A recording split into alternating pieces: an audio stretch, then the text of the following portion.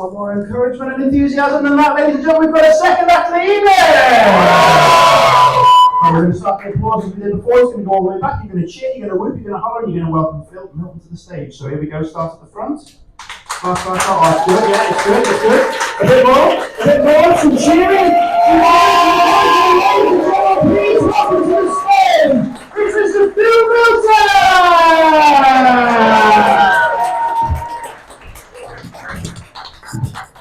Hello, Newcastle on the line, you alright?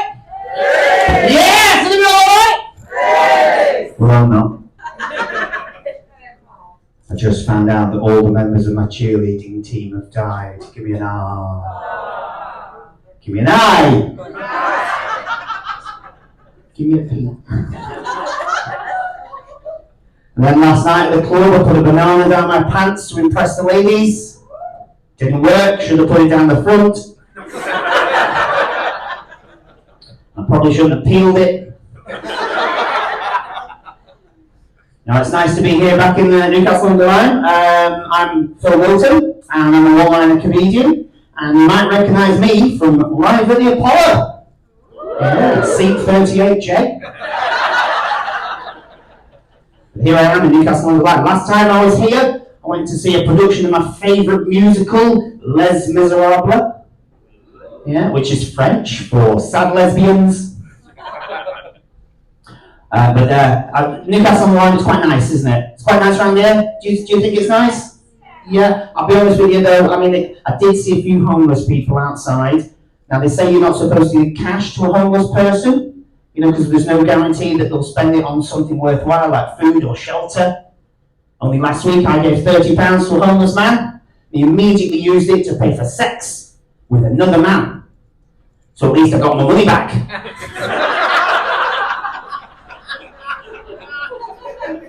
Eventually. Now, I'm going to be doing a lot of jokes tonight, and some of them are going to test you on your sort of limits. That particular joke was there to test you about butt stuff. And it's going to be a short set. I was going to do a joke about rimming, but it's tongue-in-cheek. So we're going to have to drop that one.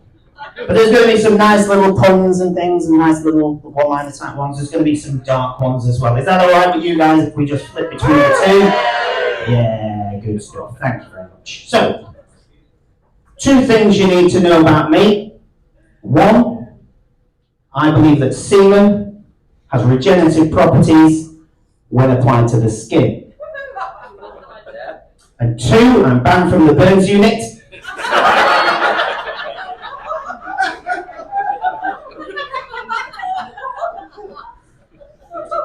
I don't drink, I'm teetotal, so that means I identify as non-winery. I'm the best one on the gay swimming team.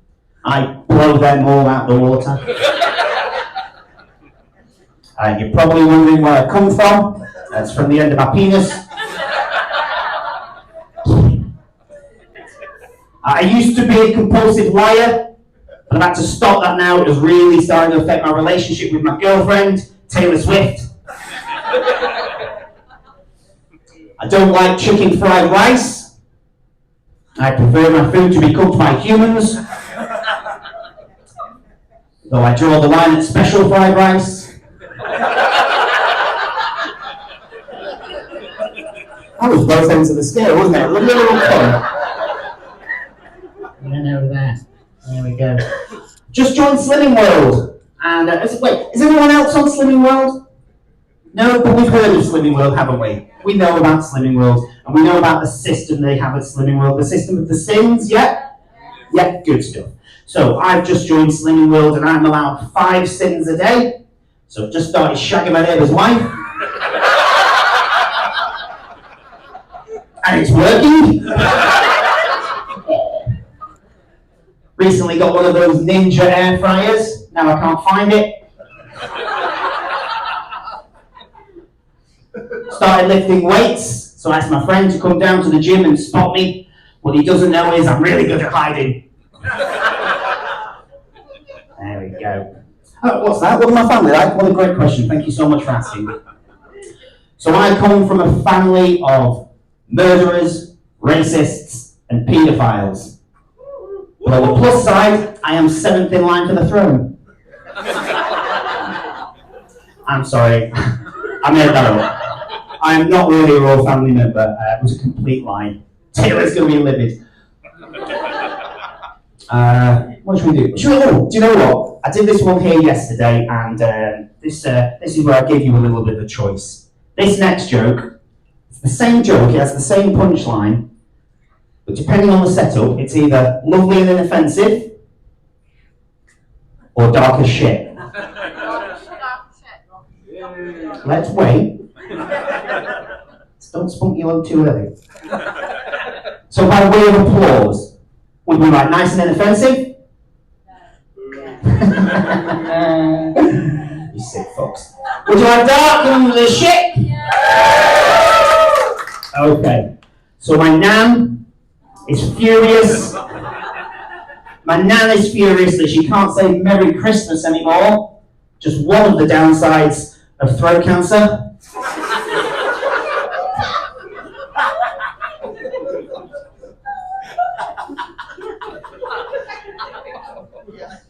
What's going on back there? Fantastic. So I didn't grow up with my dad. He was already an adult. But when I turned 18, my dad took me down to our local strip club, bought me a lap dance, even gave me a £20 note to put in the G-string. Now, when I came out that back room, he was so proud of me. It was a real bonding experience for us both. My mum, however, didn't see it that way, though she did appreciate the generous tip.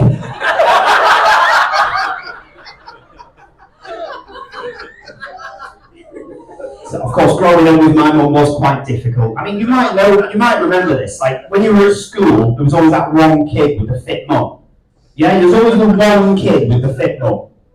Well, at my school, I was the kid with the fit mum, despite what all my friends said.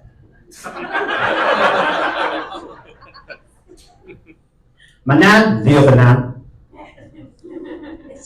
my other nan, she's been on the news recently, and it was one of those human interest pieces, and the interviewer asked her, "What's your name and what's your hobby?" And she said, "My name is Anne, and I love dancing." And the interviewer asked, "Anne, is that with or without an E?" She said, "Oh, with an E. It's not the same if you're not mashed off your tits." My granddad passed away recently. Thank you. No, I really appreciate that. But to be honest, it wasn't as bad as you'd expect because we all knew it was coming. He knew it was coming as well. But we got out the road quicker. Now, my granddad was very old-fashioned. Last Christmas, he got me premium bonds, Goldfinger and Live and Let Die. Those are the best two. My sister's just had her eggs frozen, so it takes her ages to make an omelette. Blackpool police came around my house this morning looking for my uncle, who's been accused of bestiality. I told them I haven't seen him in donkeys.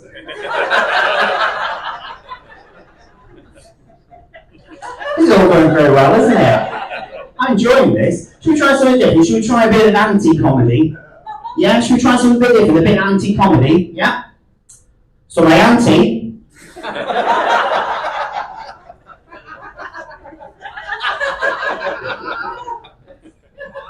my auntie was trying to decide what radical hairstyle to go for next. In the end, she went full Sinead O'Connor and died. So we're over here now. That's actually my favourite joke in the set. I remember when I wrote it. It was 7 hours and 15 days.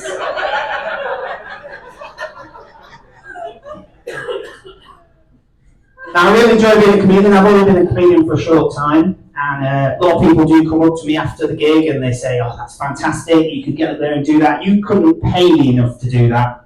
I'm like, "Fella, they don't pay me enough to do this either." But it means that you've got to write a lot of jokes. So I've recently been writing some jokes about the contents of my freezer. Most of them were rubbish, but there were a few nuggets in there. Yeah, that one went just okay. I'm glad. Because I want to tell you that I'm doing a gig next week. So if you're enjoying these jokes, I am doing a gig next week, a charity gig for Alzheimer's. Now, it's going to be a really great gig, so it means a lot to me, and I hope you can be there. And if you're enjoying these jokes, I'm doing a charity gig next week for Alzheimer's. You saw it coming. You saw it coming. Great stuff. Great stuff. Right, I'm going to look at my little book now because I'm doing some new sections here. Oh yes, there we go. I meant to do this one yesterday, but I totally forgot. How many times have I mispronounced the sneeze? A few. I know, it's just nice, isn't it? I just like a little nice one every now and again. Now, I like to think that I'm quite progressive. So when I got married, I took my wife's name. So now I'm called Sandra too. Now my nickname for my wife is the Big Light, because she never gets turned on. She's recently had lip fillers, which would be fine if they were the ones on her face.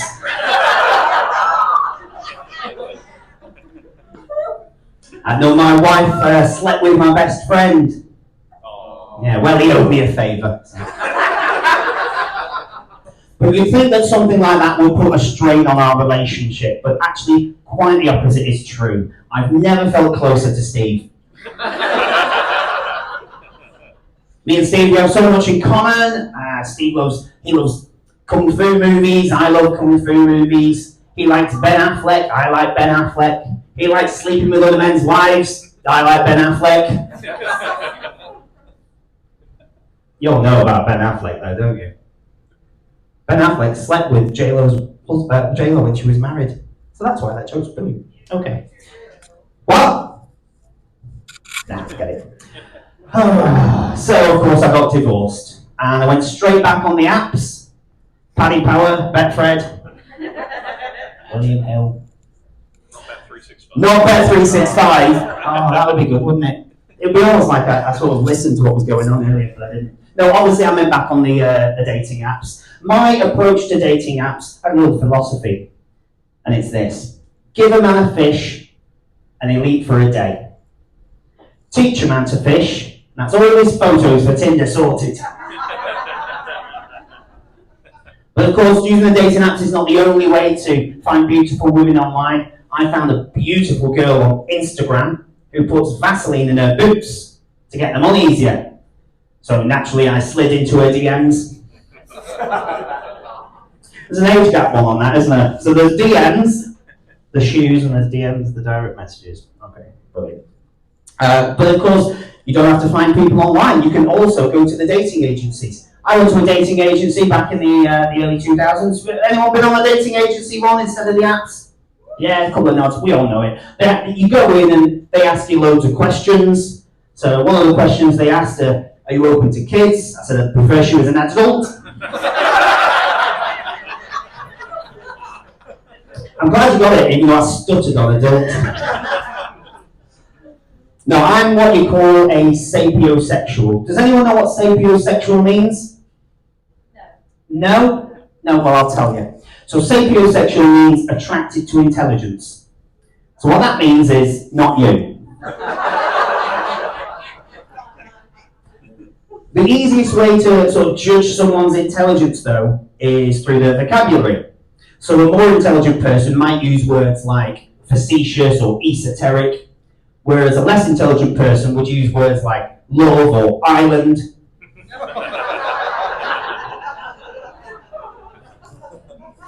I'm trying to be a little bit more progressive and learn a little bit more about women because, well, I'm a man and what do I know? So I'm trying to learn more about the female experience. So ladies, I'm going to aim this question at you. So you know when you have like a long day at work and you get home and you finally take off that constrictive bra. Talk me through that. Spare no detail.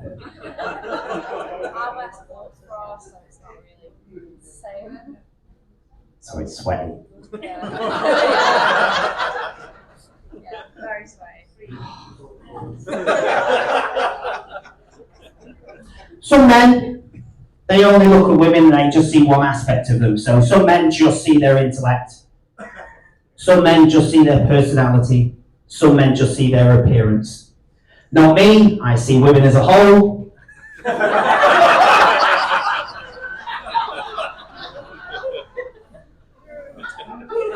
Actually, William, I forgot to ask this. Does anybody want to buy a box of defective tampons? No strings attached. No? Oh, okay. My friend, she says that she's got a stalker. But I was parked outside her house for 3 weeks. I didn't see anybody. I used to date a nymphomaniac with OCD. She was bang tidy. She used to have a tattoo of a giant squid across her chest. I'll always miss them cracking tits. But I've got a new girlfriend now. Thank you. I've got a new girlfriend now, and I'm not ashamed to say that I've caught feelings. And one of those feelings is a burning when I piss.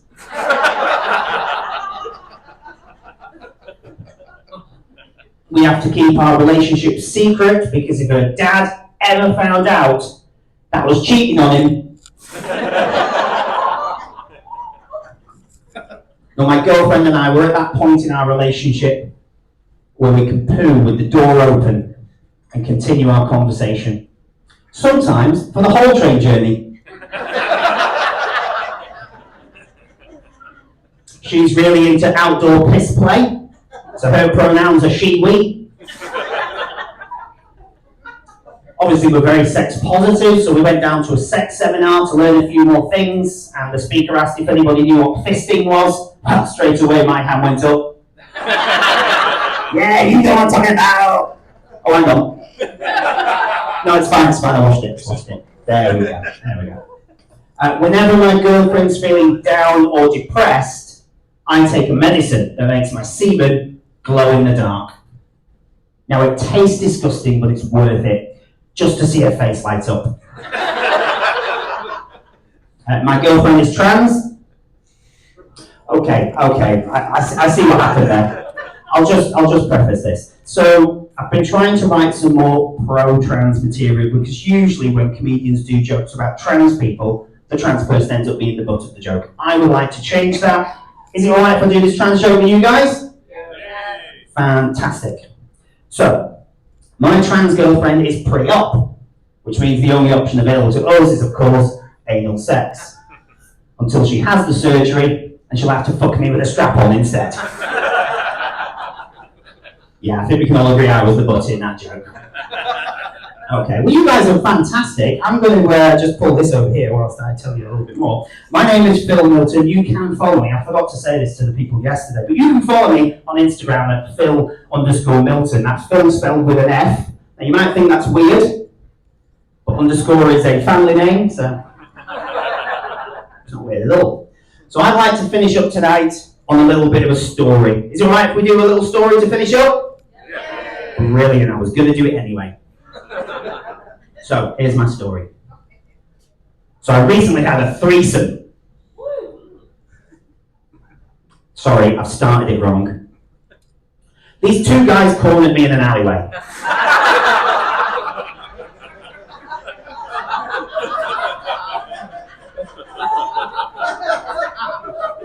Thanks if you're enjoying these jokes. I'm doing a charity gig next week for Alzheimer's. This was Fil Milton. Thank you very much.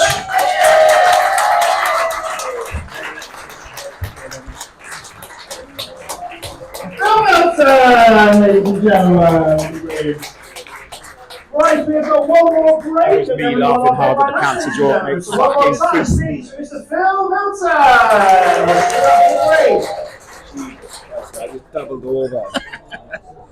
Oh, I went under. Oh well. Shit happens. I was a minute under.